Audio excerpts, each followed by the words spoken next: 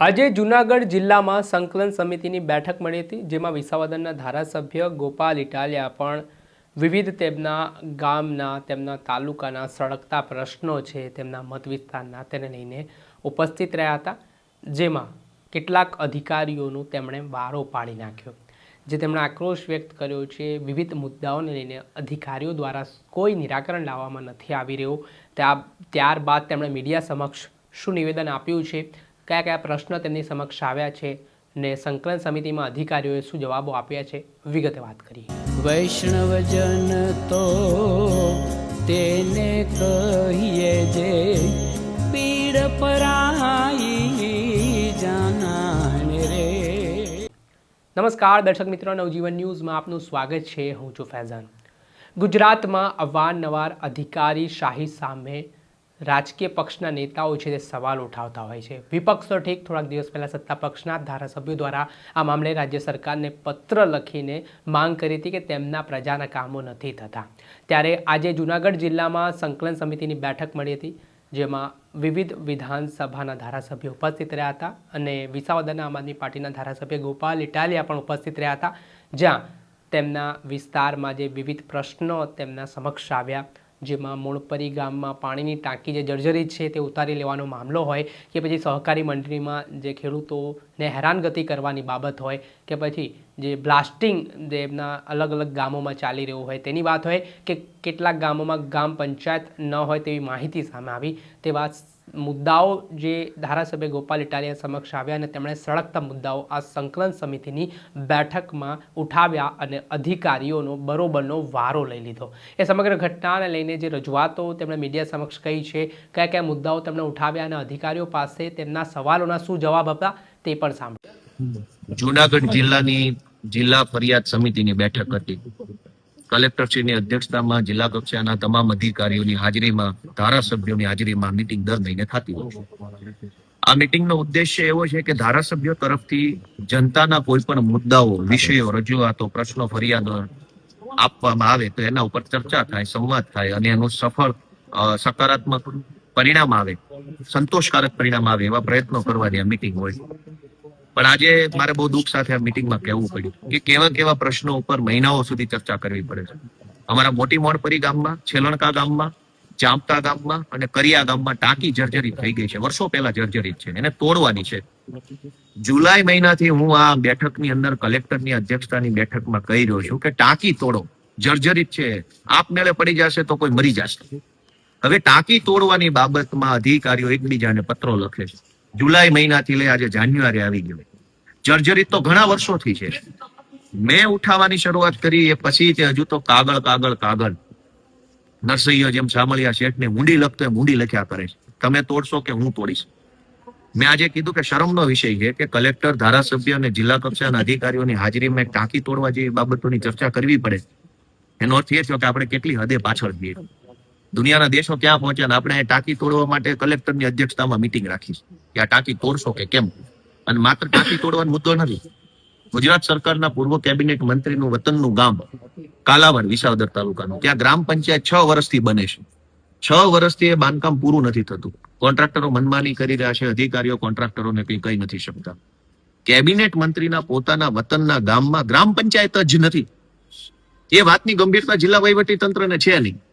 દરેક અધિકારી પાસે સાંભળ્યા શેઠની હુંડી જેવો એક જવાબ છે, લખીને આપી દે. કોઈ નીચે લખીને આપે, કોઈ ઉપર લખીને આપે, કોઈ સાઈડમાં કે અમારામ નહીં તમારામાં આવે છે, તમારા વાળો કે અમારામ નહીં ઉપર આવે, ઉપર વાળો કે નીચે આવે, નીચે વાળો કે સાઈડમાં આવે છે. કેબિનેટ મંત્રી, પૂર્વ કેબિનેટ મંત્રીના ગામમાં ગ્રામ પંચાયત નથી. એ રાષ્ટ્રીય શરમનો વિષય હોવો જોઈએ. શું કામ? કે પંચાયતમાં તલાટી ક્યાં બેસતા હશે, રેકર્ડ ક્યાં રાખવામાં આવતું હશે, ગામજનોની બધી જે કઈ સુવિધા વ્યવસ્થા છે એનું શું થતું હશે? દોસ્તો, આજે આ મીટિંગની અંદર મેં ભેસાણ અને વિસાવદરની સહકારી મંડળીમાં જે ગોબાજાળી થઈ છે અને જે ખેડૂતોને ખોટી રીતે 7/12માં બોજો પાડ્યો છે એને એનઓસી આપવામાં આવે એ મુદ્દા ઉપર રજૂઆત કરી છે. બીજું કે જે ખેડૂતોએ મંડળીઓની અંદર થાપણ મૂકી છે, ડિપોઝિટ, એને ડિપોઝિટ પાછી આપવામાં આવે એ મુદ્દાની રજૂઆત કરી છે. આ સિવાય હમણાં જૂનાગઢની અંદર એક પ્રાઇવેટ કંપનીનું એક સંમેલન થયું હતું. આ સંમેલનમાં વીજળી વિભાગે સરકારને 50 લાખ રૂપિયાનું નુકસાન કર્યું છે. વીજળી વિભાગના દ્વારા ખોટી રીતે કોટેશનો કરી, ખોટી રીતે ડિપોઝિટો લઈ, એક જ સ્થળ ઉપર 4 કનેક્શનો આપી અને સરકારને મોટા પાયે નુકસાન કરવાનું કામ કર્યું છે. આ મિટિંગમાં એની ચર્ચા થઈ છે, પણ મુખ્ય અધિકારી હાજર નહોતા, એટલે આવતી મિટિંગમાં પ્રશ્નની રજૂઆત થવાની છે. આ સિવાય અમારા ભેસાણ તાલુકાના ગોરવિયાળી ગામે બ્લાસ્ટિંગ થવાના કારણે લીઝોની અંદર ગામજનોને ખૂબ તકલીફ પડી રહી છે. ઘરની અંદર તિરાડો પડી ગઈ છે, ખેતરોની અંદર ધૂળ ઉડવાથી પાક નથી પાકતો, એ બાબતની આજે રજૂઆત થઈ છે. અમારા ભેસાણ ગામની અંદર પાવર કટ ખૂબ થઈ રહ્યા છે. ભેસાણમાં સતત પાવર કાપ લાગી રહ્યો છે. ભેસાણમાં કારખાનાઓ ચાલે છે, ગીરાના અન્ય બીજા કારખાનાઓ છે. દરેક લોકોને લાઇટની સતત જરૂર પડતી હોય છે, પરંતુ કોઈને કોઈ કારણોસર ભેસાણની વ્યવસ્થા બરાબર ન હોવાથી લાઇટ કપાય છે. એની પણ આજે મેં રજૂઆત કરી છે કે ભેસાણમાં કારખાનાઓને ધ્યાને લઈને, લોકોની જનસંખ્યા ધ્યાને લઈને, સોલાર પ્લાન્ટ લાગેલા છે એને ધ્યાને લઈ અને વહેલી તકે પાવર બાયફર્કેશન કરવામાં આવે, ટ્રાન્સફોર્મર્સની સાઇઝ મોટી કરવામાં આવે તો આ પ્રશ્નનું સોલ્યુશન થઈ શકે તેમ છે. આ સિવાય તાલુકા કક્ષાએ જે કઈ પ્રશ્નો, બરડિયા ગીરના શોભાવડલા ગીરના રોડનો પ્રશ્ન, લેરિયા ગામના રોડનો પ્રશ્ન, શોભાવડલા ગીરના ગામનો રોડનો પ્રશ્ન, આ જે કઈ રોડ છે, જુનાગઢ થી ભેસાણના રોડનો ધીમી ગતિએ ચાલતા કામનો પ્રશ્ન, આ બધા જ મુદ્દાઓ ઉપર આજે આ મિટિંગની અંદર ચર્ચા થઈ છે. અને આ સિવાય અન્ય જે કઈ નાના મુદ્દાઓ હતા, જેમ કે સમયસર અનાજનો જથ્થો નથી મળતો. ભેસાણ અને વિસાવદરની અંદર 25, 26, 27 તારીખે અનાજનો જથ્થો આવે છે. મહિનાના અંતે જથ્થો લાવી અને કેટલાક દુકાનદારો અમુકને બાદ કરતા એ આ જથ્થાનો વેપાર કરી નાખે છે. તો આ બાબતે ચર્ચા કરી હતી કે દરેક ગ્રાહકોને મહિનાના પહેલી 1 થી 10 તારીખ સુધીમાં અનાજ મળી જાય એવી વ્યવસ્થા આપણે કરવી જોઈએ. તો આ બધા વિષયો પર આજે ચર્ચા થઈ છે. ભાઈ, ખાસ કરીને તાલુકાના પ્રશ્નો છે, તાલુકામાં સોલ્વ નથી થતા, છેલ્લા સુધી આવે છે. તાલુકાના પ્રશ્નો તાલુકામાં તો સોલ્વ નથી થતા એવું હું વિપક્ષના ધારાસભ્ય તરીકે કહું એના કરતા પણ એવું તો ભાજપના ધારાસભ્યો કહે છે. ગ્રામ પંચાયત લેવલના પ્રશ્નો રાજ્ય સરકારથી સોલ્વ નથી થતા. આવું 5 ધારાસભ્યોએ પત્ર લખીને કીધું. મારે તો ત્યાં આમાં કઈ બોલવા પણ જ રહ્યું. ભાજપના સાંસદો, ધારાસભ્યો તે ગ્રામ પંચાયત લેવલનું કામ નથી કરાવી શકતા. એ આખું ગુજરાત જાણે એવી હકીકત છે. એનો અર્થ એ કે એક લેવલે કોન્ટ્રાક્ટરો અને એક લેવલે અધિકારીઓ છે એ સરકારના બોસ બની ગયા છે. કોન્ટ્રાક્ટરો સરકારથી ઉપર છે.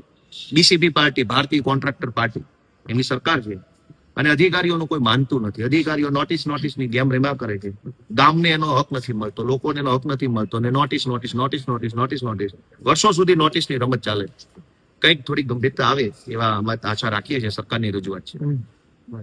જૂનાગઢ જિલ્લા કલેક્ટરની અધ્યક્ષતામાં મળેલી બેઠક હતી સંકલનની. આ સંકલન બેઠકમાં ગોપાલ ઇટાલિયાએ જે વિવિધ મુદ્દાઓ છે તેને લઈને લોકોના જે સવાલો છે, લોકોની જે સમસ્યાઓ છે તે ઉઠાવી ને તેમણે અધિકારીઓ પાસે તેમના સવાલોનો જવાબ ન હોય તેવી વાત પણ કરી. તેના જ કારણે હવે રાજકારણ ગરમાવાની શરૂઆત થઈ છે. દર્શક મિત્રો, આવા જ નવા વિડીયો સાથે આપને માહિતગાર કરતા રહીશું, એટલે નવજીવન ન્યૂઝ જોતા રહો.